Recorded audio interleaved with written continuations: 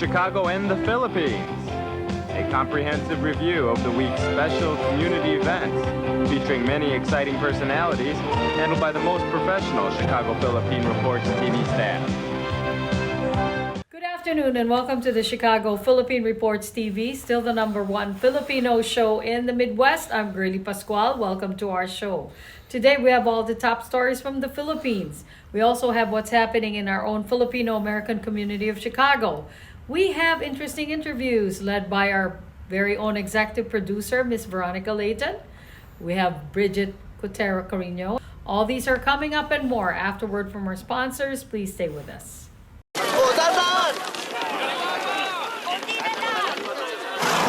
Yan! Dito na! Perfect!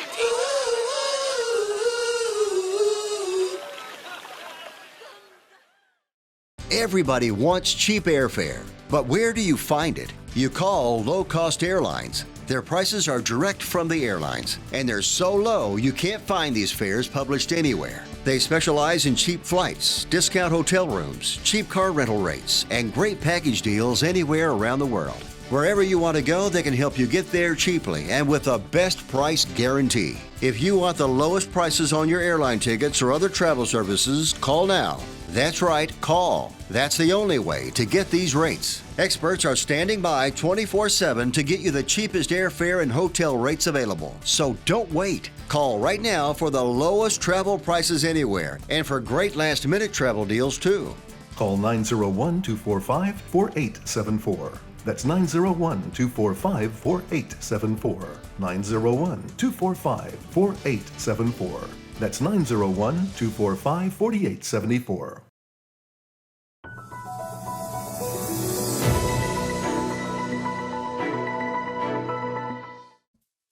The National Economic and Development Authority, or NEDA, is confident that the newly approved infrastructure projects of the Marcos administration will help address unemployment in the Philippines. On Thursday morning, the NEDA board, chaired by President Ferdinand Marcos Jr., finalized the list of 194 new infrastructure flagship projects amounting to about 9 trillion pesos. 123 of those have been initiated by the Marcos government, while others are continuing projects from the previous administrations. Included in the list are Panay Railway Project, Mindanao Railway Project 3, North Long Haul Railway, San Mateo Railway, the UPPGH Diliman Project, NAIA Rehabilitation Project, Ilocos Sur Trans-Basin Project, and the Metro Cebu Expressway. This IFP, and especially once they are rolled out, implemented, will boost employment opportunities.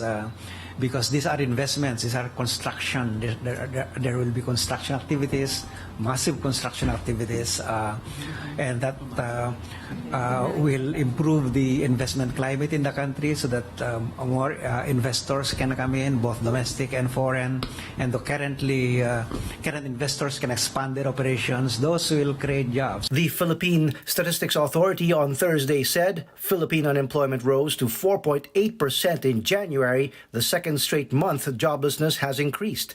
2.37 million Filipinos were jobless that month, up 132,000 quarter-on-quarter and 150,000 month-on-month. Underemployment also increased, rebounding back above 14% after falling to 12.6% in December. 6.65 million Filipino workers said they want more work or better paying work in January, from just 6.2 million in December. National Statistician Undersecretary Dennis Mapa says the increase in unemployment and underemployment is seasonal as hotels, restaurants, and wholesale and retail traders normalize following the holidays. Mapa says even though unemployment has risen for 2 months, the overall trend is still downward and joblessness is much lower compared to the highs hit during the peak of the pandemic. It's now below the 5% level, which is, sabi ko nga, bumabalik na dun sa pre-pandemic level.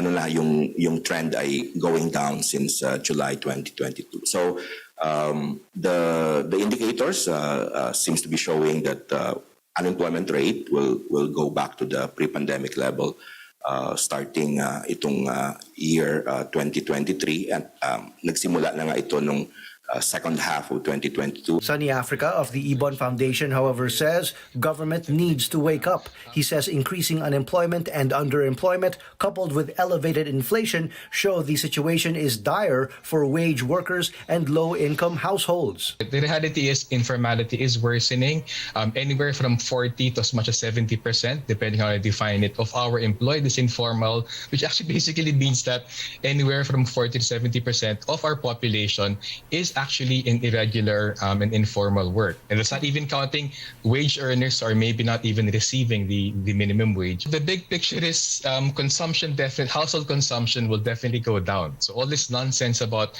revenge spending among Filipinos from reopening, that might have been true for high-income Filipinos, but most Filipinos right now are actually spending less because they're earning less and they're facing higher prices.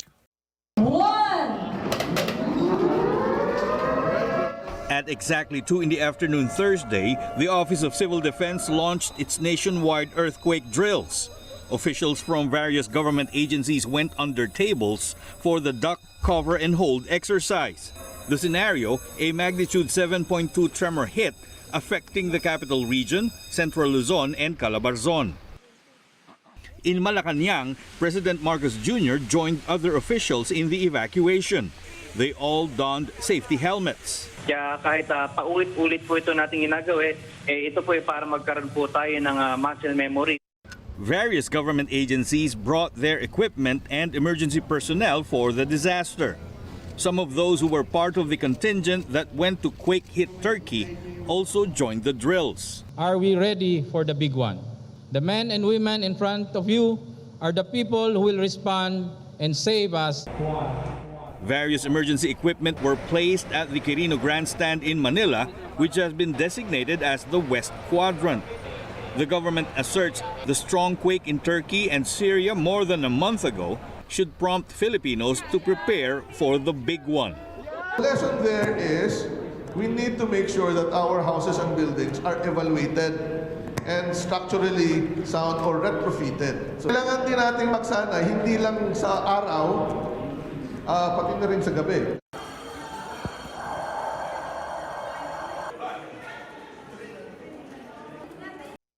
Philippine shares slipped on Thursday as investors digested a fresh batch of economic data that paint a gloomy picture of the economy. Philippine unemployment up for a second month, while underemployment rose back above 14% in January. Cole Financial's Adrian Yu says these all just add to the market uncertainties, keeping investors on edge. Market is actually, I think, unsure what they want because they're trying to see inflation slow down, but they're still hoping for what we call a soft landing. So I think right now markets are trying to balance inflation prints and job numbers. Well, they want it to weaken a bit, but not too much to the point that we will see a recession. So I think right now markets are undecided with what data points they want at this point. We see a divergence. So we see some companies trading at multiples near where they were 5 to 10 years ago, and we're seeing some companies trading well off these multiples. Hence why we're trading at a 20% discount to where we think the market should be at 8,100. So we think the market has discounted a big portion of this, considering we corrected at the same time that the PH 10-year bond yields rallied back. For the day, the PSE index dropped 1.5%, or a steep 102 points, to close just a hairline above 6,600. In corporate stories, ASA nets 13.1 billion pesos in net income for the full year of 2022, more than double the profit in 2021. The 13.1 billion number already includes the 8.6 billion of net impact in revaluation gains from its full acquisition of its Australian platform. The Ayala Group's renewable energy arm cites new operating capacity in Vietnam and India, helping cushion the impact from high power costs in the country. It adds they brought at elevated WESM prices and also took a hit from typhoon-related curtailment. ASEN President and CEO Eric Franco says the 700 megawatts in new capacity expecting to come online in the Philippines by this year, and another 521 megawatts from commencing operations in Australia.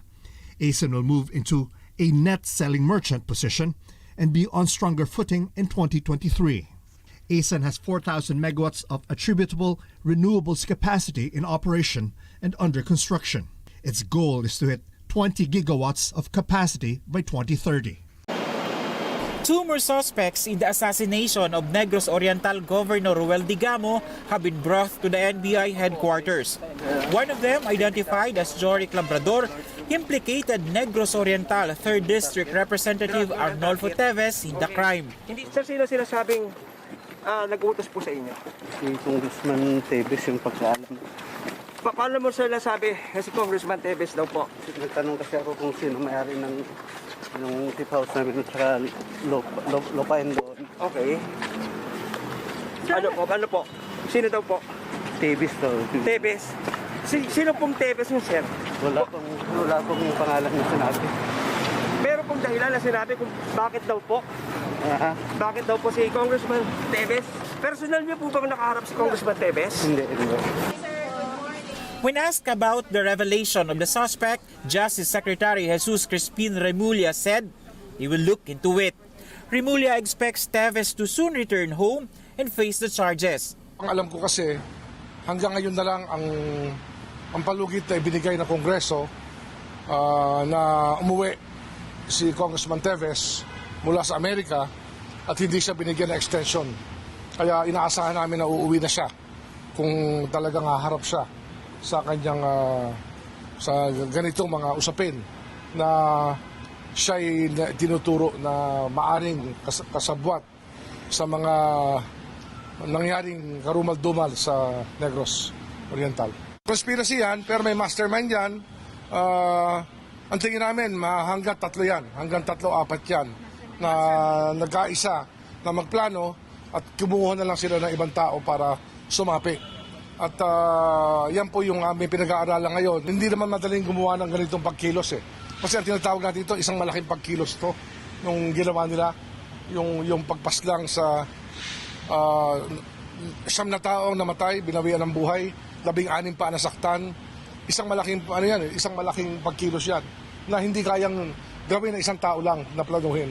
Marahil yan marami hong nag-usap-usap dyan. The House of Representatives confirmed Teves went on a personal foreign trip to the U.S. that was supposed to end today, March 9th. The lawmaker's lawyer, Ferdinand Topacio, said Teves will definitely return to the Philippines to face the charges filed against him. Murder charges were earlier filed against Teves in connection with the killing of former Negros Oriental board member Miguel Dungog and 2 others in 2019.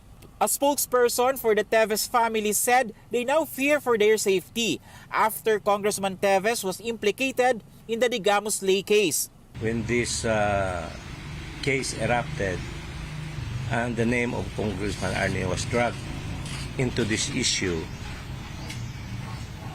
talagang natakot sila. Baka naman they will be subjected to search warrant. Meanwhile, the remains of Governor Digamo have been brought to provincial capital. It will stay there until Sunday before the governor is brought to his final resting place in Shaton Municipality. Imagine this is your money and someone wants to take it from you. Who is it? The IRS. Guess what? They want your money and they can take it, all of it if they want. Remember, they sent you that letter right over here that said, hey, you owe us a bunch of cash and we're going to take it from you right now. So what do? You fight back by letting our team of experts work it out with the IRS so you can keep your money. And hey, we're good at what we do. When you hire us, you get a team of guys on your side that know the IRS laws, and we'll fight really hard to save your money. So if you owe the IRS a ton of cash and you want to keep it, call right now and learn for free how we can help you put it back in your pocket. 5 minutes of your time right now can save you thousands of dollars. And the best part, it's a free call, so please call right now.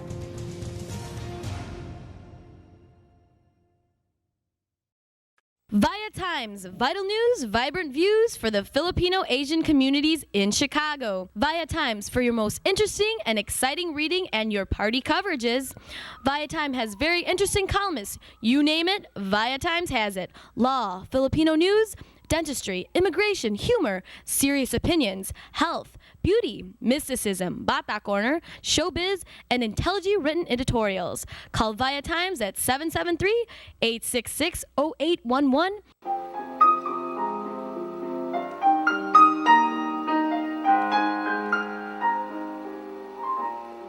Magandang hapon po sa inyo lahat and welcome to Veronica's segment of the show. Today, I have a very interesting, exciting, and a very dynamic personality in our community. And I know many older generation knows him, but many younger generation might not know him. Help me welcome Mr. Rudy Urian. Rudy Urian, it's been, wow, my God, it's been a long time that I have seen this person. And I'm telling you, when the first time I came here in Chicago, it's his family, the Orient family that one of those first Filipino American families that I met. And they really, really impressed me for being so active, starting from his dad. And let's hear from Rudy. Welcome to our show. And let's hear more because he's now retired. Thank you, Veronica. Rudy, welcome to our show. Thank you so much. I've always admired you. You're so beautiful. And I always look forward to reading Via Times. Every time I go out to the Filipino stores to get our baong, I say, where's the Via Times? So it's been exciting life. Well, if you cannot get a copy, we have a state-of-the-art website. I invite you to visit www.viatimes.net. Okay? Will do. Thank you so much for having me. I'm so happy that you reached out to me, Veronica. Looking back on my life and our upbringing, I thank the Lord. My parents, who are both Filipino American, met here in Chicago. Grew up around, churches, Filipinos. I can remember Jackson Park and all the Filipino club meetings, like Pangasinan Club, La Union Club, Catholic Youth Organization, Dr. Maria Sierto and family, De Castro, Helen, and the Santos, the Mittentals, the Villegas, and all of the Filipino families that we grew up with, getting together and meeting each other. And thank God, my parents and a lot of the Filipino Americans that were here before us had the foresight to organize the Filipino Cultural Youth Club so we could all meet each other and carry on Filipino traditions, even learning our Filipino national anthem in Tagalog, learning it on the blackboard phonetically at our first clubhouse on Webster, 1139 Webster, and eventually got our clubhouse on Irving Park with a lot of the Filipino Americans, older ones that got banded together with Uncle Carmen Lapitan and all of the older, uncles and aunties, which we used to call them every time we saw them. And thank God that we all kept up with the tradition and stayed in touch with one another to this day. So thank God. I mean, my parents always told me, get a good job, make sure you finish school first. They were very, very adamant about education, especially during our times growing up here in Chicago in the 50s and 60s with, a lot of racial prejudice. And they always told us you have to do better, always be better. We were always on the honor roll. We went to, got good grades, all went to high school, all graduated from college except our youngest brother. But thank God, and my background is in public service. And of course, my parents taught us music. So we all played music and ended up playing in a Randalia, playing Filipino music and singing in Tagalog, in Ilocano, and performing. And then after that, he taught us the yo-yo. So we would have to make presentations at school. And it prepared me for my public life and career in public service. So I was able to not only perform in front of a lot of people, but play yo-yo and play guitar. So it so happens my political career started when I was in grade school. I performed faraway places on my guitarra. with my Manny Pacquiao T-shirt on, and I was elected to the vice president of my student council in 7th grade. And then 8th grade, I was elected my president of the graduating class. And thank God I was able to go to Lane Tech and graduated there, and then went to Northeastern Illinois University, graduated from there, and then public service ever since then. And the best job I ever had in my life was becoming the executive director for the first Chicago Commission on Asian American Affairs, appointed by Mayor Daley. And my main goal was to be the liaison to Mayor Daley for all of the Asian American community. And I saw then that there was some inequities where Filipinos weren't getting their share. Some of the other Asian communities were not getting their share. But I reached out and we worked and campaigned together, thanks to you, Veronica, with Via Times, because they would ask me, who should we buy ads from? I said, Via Times, go see them. And so the whole Asian community, I was able to work with Elsie Sainibar from your distinguished newspaper, and also Maurice Budlong. They were like the first two that we were able to help get appointed to the mayor's office.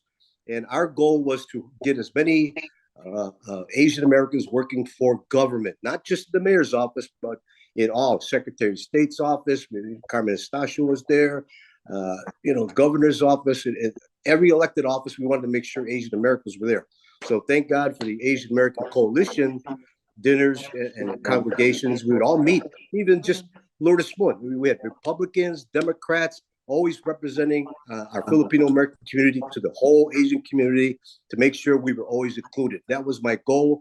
And I got to say that there's a legacy that will live with me, able to have the first Asian Fest, to have all of our Filipino independence down at City Hall. We used to have our parades down Michigan Avenue, but thank God for a beautiful life here in America, and thanks to knowing a lot of good people.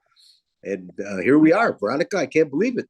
I'm a retired senior citizen with a beautiful family, grandkids. The pensionado. It's a beautiful thing. Thank you so much. Rudy, congratulations. You really had a very wonderful childhood as a second generation Filipino American. And what an amazing mind you have. You remember all those names and the music, and oh wow. I bet that you still can sing and play the music and dance with the Filipino. Filipino really has a very exciting and fun culture, right? Oh yeah, especially our food, huh?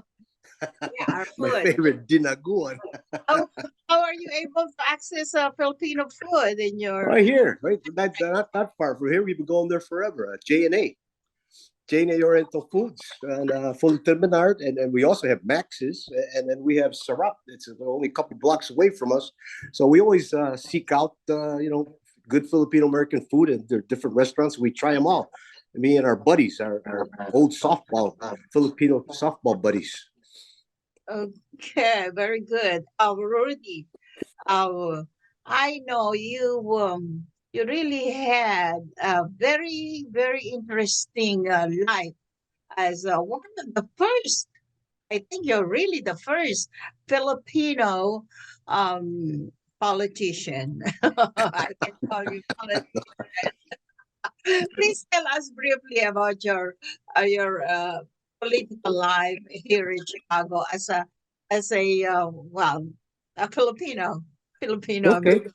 Yes. Well, yeah, as an organizer, there's somebody who used to knock on our door and ask us to help the political candidates in the neighborhood. And then I guess the precinct captain saw me that I knew all of the youngsters on the block, because I used to be a leader and organize, playing softball or football. My cousin Tito Urian Jr., who is a Vietnam veteran, used to live in the basement, and he used to coach us all. And sad to say, right now he is recuperating getting rehabilitated. He acquired ALS and Agent Orange, and he's been hospitalized, but we go visit him as often as we can. But being in the sports, you get to learn everybody. Then there's no, the worst thing for growing up was racial prejudice. So you overcome a lot of that. I was a wrestler in high school, college. I was a city champ at 105 pounds. But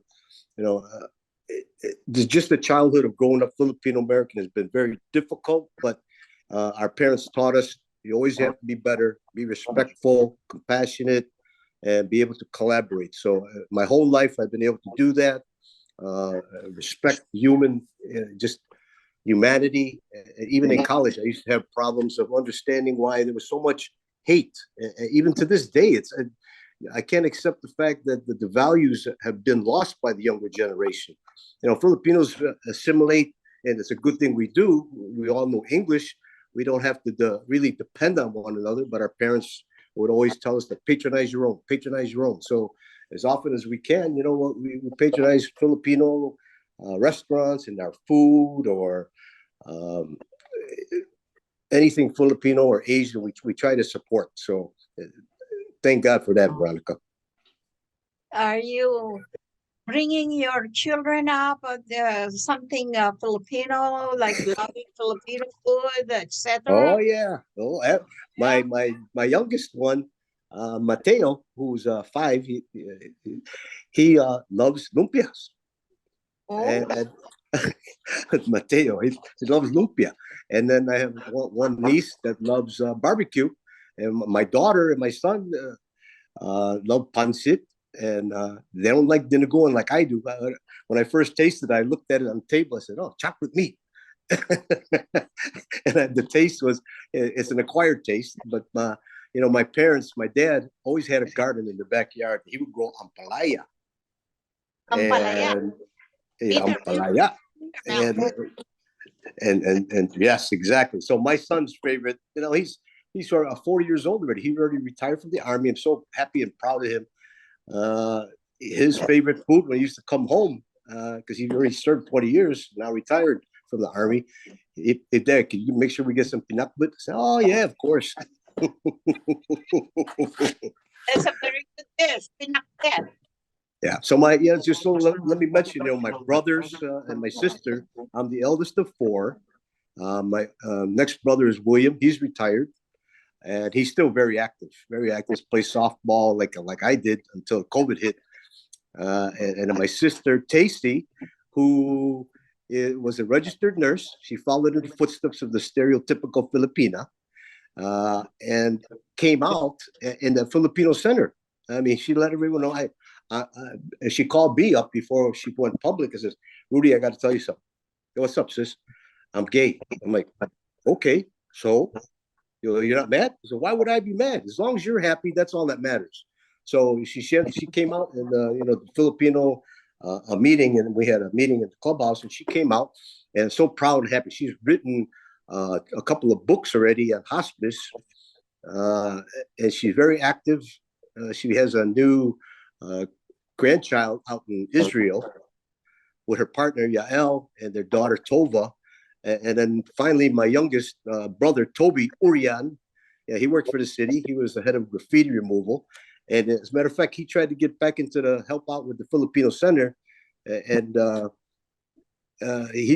what our goal was because we want to leave a legacy besides the legacy that we've already accomplished with my dad with what he's done with Bug and Buy Association, the credit union, is come up with a Filipino American Community Center museum where, similar to the Polish, the Mexican, Puerto Rican, Ukraine, they all have museums, but we don't. And we don't have our own senior center. I know that we had talked about it very early on with Florencio Villegas, Alice Gonzalez, Carmelita Lapitan back in the day. But I hope that this new generation of young, entrepreneurs can be focused in on that and work with the Filipino American Historical Society, Tito Ruben, maybe because I know they're collecting all of Australia Alamar's collections. Besides the book, Filipinos in Chicago, if we can come up with our own, so that would be something to do. Okay, Rudy. Okay, as a second generation Filipino American that grew up here in Chicago, um, is there something, is at least retired age that you're experiencing right now? Uh, is there something that you want to um, recreate for your life as a Filipino American? Uh, exactly that topic.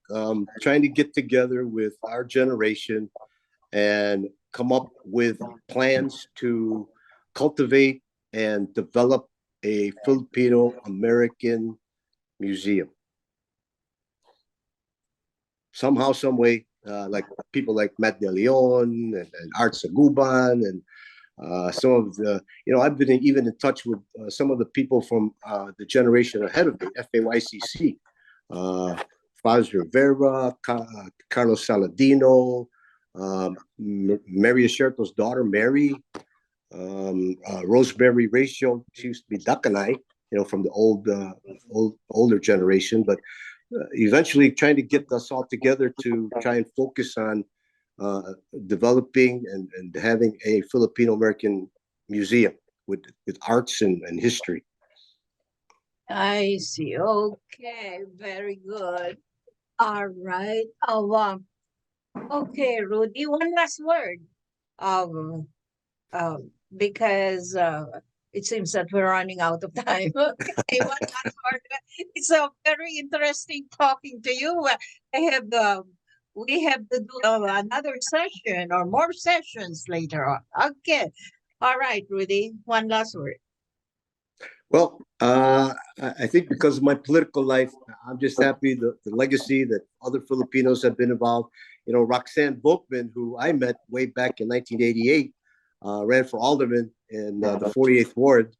And we need more Filipinos to run. I know that a lot of Asian Americans have followed in our footsteps that we set when we were very active and have been elected to office already. So, Josina Morita and a lot of the other, they call it the Asian Democratic Caucus. So we have Senator Villaram, and we've got some state representatives, Gershwin, and a few others. But we got to continue that legacy of more Asian Americans getting elected to make sure our voices are heard. This, this hatred towards Asian, it really upset me. I mean, we have to do more, and our government leaders need to know about us, just like Mayor Washington did, Jane Byrne did, like Mayor Daley. They started including when they would say black and white and then Latino. They say, hey, how about Asians? Then all of a sudden, now they're saying Asian. Everybody's saying Asian. Even the political candidates today, like Vallis and Brandon Johnson, who happens to be my neighbor, the next mayor. More Filipino names in politics, right? Oh, absolutely. That's what your heart desires. All right, Rudy. Thank you so much. Thank you so much for gracing our show today. And I look forward to having you in my show in the very near future and talk more about not only retirement, about some exciting life or retirement life that you can share with our audience. Okay. Absolutely. Absolutely. Thank you. Thank you so much. Salamat po, Veronica. I love you. Can you say maraming salamat? Salamat po. Salamat po. All right. Mr. Rudy Urian, one of our most dynamic Filipino American leaders here in Chicago. And Rudy, I wish you good luck and congratulations for what you have done. And goodbye. Salamat. All right. Thank you so much. In times of economic uncertainty and chaos, your money means nothing. You may not even be able to get it from your bank or ATM. And the money you do have in the stock market will go down and down and down. It's happened during every economic cycle, and it will happen again. What you can bank on is gold and silver. Gold and silver have been a reliable and trusted form of currency for thousands of years. Gold and silver have never been worth zero, and typically gold holds its value and sometimes grows during economic turmoil. Call the Gold Hotline now and learn how to protect your money and your assets with gold and silver. And learn how to set up a new IRA or roll over your current one into a gold-backed IRA. Protect your money from the next market crash with gold and silver. Call now for your free gold guide. US Med, a trusted supplier of diabetes equipment for nearly 30 years, has great news for people living with diabetes and the pain of regular testing. The days of repeated, painful finger sticks are over. Now you can wear a continuous glucose monitor, or CGM, and eliminate routine finger sticks. If you use insulin daily to manage your condition, a continuous glucose monitor could help you control your diabetes and reduce or eliminate those painful finger sticks. If you have Medicare or private insurance, US Med can deliver a CGM system right to your door. And if you qualify, there may be little or no cost to you. Shipping is free and will even bill your insurer directly. Don't spend one more painful day testing your blood sugar. Call now to get your continuous glucose monitoring system so you can take control of your diabetes and get back to enjoying life. Call US Med now. Magandang hapon po sa inyo lahat and welcome to Veronica's segment of the show. Today, I have a very exciting personality from Scottsdale, Arizona. Is it? Yeah. Yep. And Mr. Doug Ressler, the business intelligence manager of VRD Metric, is here to discuss with us a very interesting topic. And it's about the Chicago high-income Chicago renter, whereby Chicago takes fourth place in leading hotspots for high-income renters. And we are very interested about this topic because it seems that these days renting is really gone up. And Mr. Doug Ressler, okay, why is that so, that there is an increase in high income? We did a study that looked at using the census data that looked at the income for households of $150,000 and up. And what we found, we did a comparison between 2015 and 2020 using that data and then matching it to see if people of that income were renting. And what we found is there was actually an increase in renters for that income group. And as you pointed out, especially in Chicago. So there are a couple of things that are going on with that in terms of why somebody that makes, or a household that has a income of $150,000 or greater would choose to rent as opposed to buy. First of all, the housing market is such that there isn't a lot of housing supply, but what we really see, it's really more about demographic change of renters, that people with high incomes are looking for convenience, safety, and they're looking for value propositions in terms of an asset. So they're trying to rent, or they're renting in transit-oriented developments in city centers like Franklin, downtown Chicago, or along the transit-oriented lines, because of ease of access to be able to get to and from particular areas of work. We find that these people are white collar for the most part, and they're really, the work from home isn't as big from them. They're really going to the office. They're looking for safety. They're looking for larger square footage, and they're looking for amenities. And a lot of the new development, especially in the Chicago area, is providing that in terms of the rental development. So what is the reason for this increase in high? Is the reason for this? most particularly in Chicago where I live? Well, we're really seeing that the new technology hubs, Chicago has always been a technology hub, as you know, with Motorola, and also with the schools like Northwestern, places like that, University of Chicago. But we find that there's a growing predominance in terms of people that not only work there, but that the economic diversity that's created around those technology hubs is really driving inbound migration, especially of higher white collar type of folks, and they are choosing to rent as opposed to buy. I see. So Chicago is number 4. What other cities are on top of Chicago? Miami was number 1. Miami, gateway cities. We consider Chicago a gateway city. So the gateway cities of San Francisco, LA, New York, and Miami, but Miami was number 1. So how was the data collected? Yeah, we looked at census IPUMS data 2015 to 2020.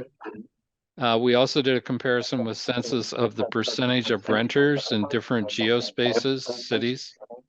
And then we looked at that time period from 2015 to 2020 to see how it has changed, and by the household income level of 150,000 or greater.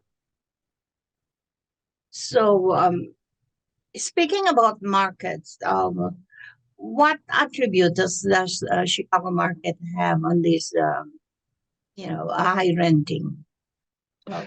It has a lot of new development around the transit-oriented facilities downtown, and so ease of access. You have the universities, the academic, so you have a wealth of that. They also, as a gateway market into many of the technology hubs, like the electronic vehicle market that's being developed by Ford Motor Company in the Midwest, Indianapolis, Nashville, parts of Kentucky. So a lot of that infrastructure is being created through supply chains that are coming in through the Chicago market. Well, that's really nice to know, Doug, because of the reports that we have been receiving about the Chicago population has been decreasing. There has been a large migration outside, going outside of Chicago. Mm-hmm. Oh, we really see that the non-native population, if you look at the most recent census population growth of 1.2 million in terms of December, only 200,000 of that was native population change. So most of the non-native population is really, and we believe that it will continue, and it will continue to escalate, will be larger parts of the migration pattern that feed, especially gateway cities like Chicago, New York, and Miami, because workers are needed, skill sets are needed, and the native population just can't fulfill it. So what you're going to see is non-native populations from Europe, from Asia Pacific Rim, things like that, moving in to be able to fulfill the short labor that's required. Wow, very, very interesting. Would you have any last word before we sign off about this matter of high income renting? No, but it's been a privilege talking to you today. Thank you very much. Thank you. Thank you so much, Doug. Thank you for gracing our show today. And thank you for informing us about this very interesting topic of high income renting in Chicago. Thank you. Bye. Maraming salamat po sa inyong panonood. Ako po si Veronica. Enjoy the rest of your week. Bye. How would you like to get high-speed internet for your home for less than $2 a day? That's right, for about $50 a month, you'll get lightning fast internet. Are you paying less than $50 a month right now for your internet? Then call Whole Home Connect right now for blazing fast internet at $50 a month with no price increases, no hidden fees, no contracts, no equipment fees. It's a great deal. And guess what? You can try it for 15 days. If you don't like it, you get your money back. But you're gonna love it, and you're gonna love the price. Internet for your home for $50 a month. That's less than $2 a day. Plus, no contracts, no equipment fees, and our 15-day guarantee. Call now. Call 800-555-1212. That's 800-555-1212. Again, 800-555-1212. Don't wait. Call us right now. We would like to welcome all of you to Baladna Jewelry. We have a very big selection of 21 karat gold jewelry imported from the Middle East, from Dubai, Saudi, and Bahrain. And we have a very big selection of diamond. We offer free financing for 6 months, and we have a layaway system which you can leave your stuff for 3 months. We repair gold and we buy old gold. Welcome to Baladna Jewelry. Salamat po. Hello, good day, Cprtv viewers. Pastor Ed Cortez here from Faith Family Worship Center. And I'm coming to you to share our devotion for today. It's found in Psalm chapter 2, and the title of this devotion is The Hope of the Coming King. Psalm 2 is one of those messianic psalms that points to the future arrival of an eternal King, Christ the Lord. He is described as the one enthroned in heaven. That's in verse 4 of Psalm chapter 2.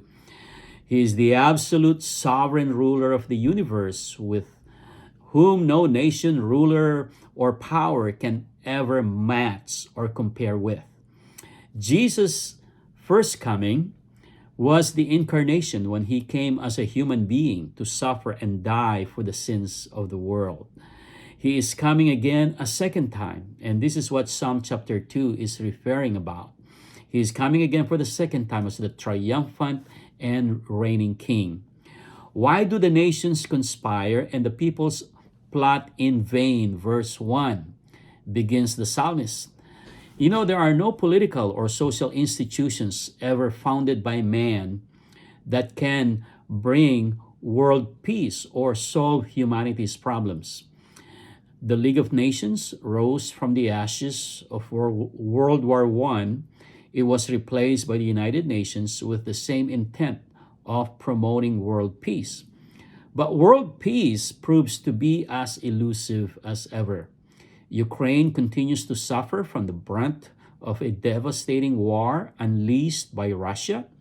The Middle East has never seen any rest from centuries of conflicts. Myanmar is again spiraling out of control due to another civil war. See, throughout history, there is a desperate call for a new world order in which peace, prosperity, and the rule of law will prevail. But it will only come when a new king, a far greater ruler than anyone in history, will begin to reign. In this Psalm chapter 2, David, considered to be one of the greatest kings of Israel, human kings, he saw the coming of the Messiah as the triumphant, overcoming king.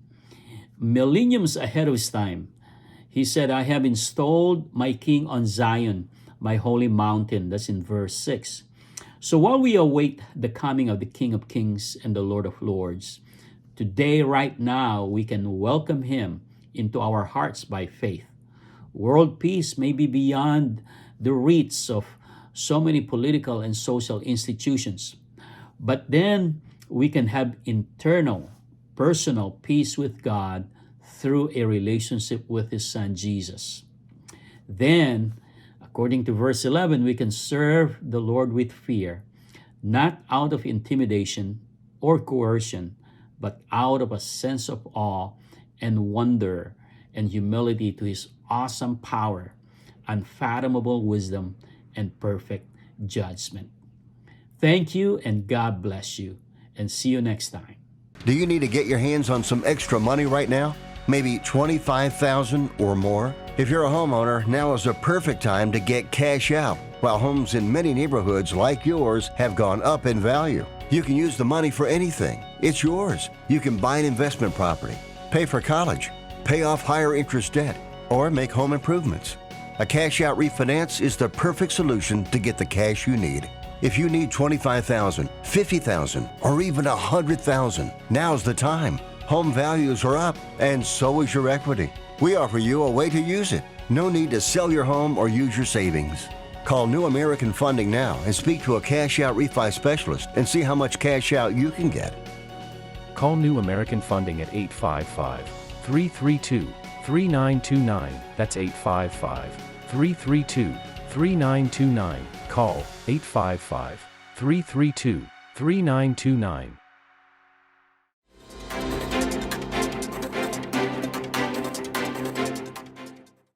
Good afternoon. This is Bridget Carino-Quetter bringing you this week's local news from our community. Please be aware that if you report your passport lost or stolen, it will immediately be canceled, and the loss will be reported to travel authorities worldwide. You cannot use it for international travel even if you find it later. So be sure to search your home, hotel, or surroundings thoroughly if there's a possibility that your passport has merely been mislaid. If you find your passport after you report it lost, please bring it to your renewal interview so that it can be properly recorded. A lost or stolen passport can only be replaced by applying in person at an embassy or consulate. To apply for a U.S. passport, please visit the website at https://ph.usembassy.gov/passports. The Illinois Department of Transportation announced the launch of a new webpage dedicated to keeping the public informed of the progress delivering Governor Pritzker's historic bipartisan Rebuild Illinois Capital program. The online dashboard offers up-to-date cumulative data on accomplishments for improving roads and bridges since the 2019 passage of Rebuild Illinois. Rebuild Illinois is delivering lasting positive improvements to transportation and infrastructure throughout our state, said Illinois Transportation Secretary Omar Osman. Our new dashboard is a simple, effective way to share with you details on this transformational capital program in a convenient, transparent format that's easy to understand. The Illinois State Museum will celebrate the opening of its Growing Up X exhibition with a Gen X prom on March 10th from 7 p.m. to 11 p.m. at its flagship facility in Springfield. The Illinois State Museum invites guests to break out the hairspray and their best 80s or 90s attire. Visit the museum after hours for Gen X Prom, a reinvented version of this high school rite of passage, including all the traditions, great music, food, keepsake photos, and prizes for the best 80s and 90s attire. Whether you were prom queen or spent prom night playing Dungeons and Dragons at home, whether you went to prom in 1966, 1986, or 2016, this event is for you, said ISM Curator of History Erica Holst. We hope you'll buy tickets and join us for a truly rad night. All cell phones give off energy through radio frequency electromagnetic fields, or RF EMFs. Radio and TV broadcasts also use this type of energy, so do microwave ovens and some other gadgets. For a phone, that energy carries information through calls or texts between phones and cell phone towers. That radiation also can travel into people's bodies as they use their phones. And some of its energy can be absorbed by the body. So far, scientists have not shown that phone radiation causes harm, says the Federal Communications Commission. Research is ongoing, the U.S. agency notes. Hundreds of Filipinos and supporters from across the United States marched to the Philippine Embassy and White House to register their objection toward current efforts to revise the Philippines Constitution, or charter change. The contingent was led by Gabriela USA and Bayan USA, alliances with roots in the anti-dictatorship and anti-Marcos struggle. The Philippine House of Representatives will do their final reading of Resolution of both Houses number 6 on March 6th that would forward a bill to amend the Philippine Constitution of 1987, ratified after Filipinos ousted Ferdinand Marcos Sr. following more than a decade of martial law. The effort is being led by allies of the current president and son of the ousted dictator, Ferdinand Bongbong Marcos Jr. If the House approves, an accompanying bill would then need to pass the Senate before a constitutional convention could meet to propose changes. The Filipino people do not need charter change. We need system change, asserted Pixie Castillo of Gabriela USA. That's all for today. Thank you for watching our news this week. This is Bridget. See you next time. Tax audits, tax liens, wage garnishments. Every day we hear stories like this about good folks who are simply struggling to pay their bills. Each of them are living a frightening IRS tax nightmare, and they are afraid it will destroy their lives. If you're struggling with your own tax nightmare, we've got great news. The Tax Relief Line is here to help you. Now you have a knowledgeable, professional team of tax experts that are ready to negotiate with the IRS and fight for you to save you money. The Tax Relief Line's professionals have successfully negotiated thousands of cases, reducing and sometimes even eliminating the tax debt for their clients. It's very easy to get started. Simply call the number on your screen right now. You don't have to live in fear anymore. The call and the consultation are free. And that's our show for today. Thank you all for watching Chicago Philippine Reports TV. We hope you will stay safe and enjoying this day with your family and friends. I'm Maria Girly Pascual. Maraming salamat sa inyong pagsubaybay and we'll see you back here next week.